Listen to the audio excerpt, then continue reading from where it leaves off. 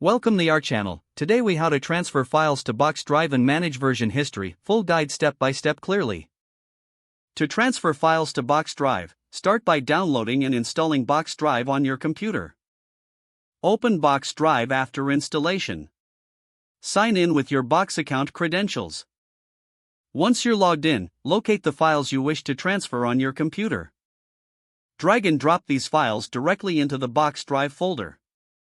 Alternatively, you can right-click the files and select Copy, then navigate to the Box Drive folder and select Paste. Wait for the transfer to complete. You will see a status indicator. To manage version history, navigate to the file you just uploaded in Box Drive. Right-click on the file and select Version History. This will open a panel showing all the previous versions of the file. You can click on any version to view or restore it. If you need to upload a new version of a file, simply drag and drop the updated file into Box Drive. The system will automatically recognize it as a new version. Box keeps track of each version, allowing you to revert when necessary. Remember to regularly check your version history to keep your files organized. That concludes the steps on transferring files to Box Drive and managing version history. If the page does not load, refresh the browser or try again in a private or incognito window. Make sure you are using the correct email address, then retype it carefully to avoid small typos.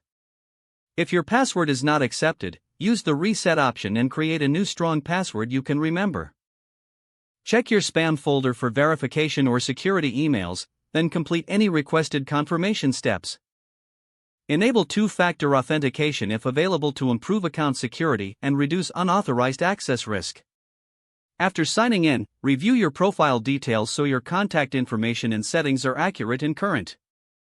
If you see an error message, note it down and try again after restarting your device and internet connection. Log out when you finish, especially on shared devices, to keep your account and payment information secure.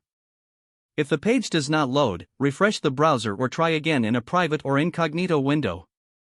Make sure you are using the correct email address, then retype it carefully to avoid small typos. If your password is not accepted, use the reset option and create a new strong password you can remember. Check your spam folder for verification or security emails, then complete any requested confirmation steps. Enable two-factor authentication if available to improve account security and reduce unauthorized access risk.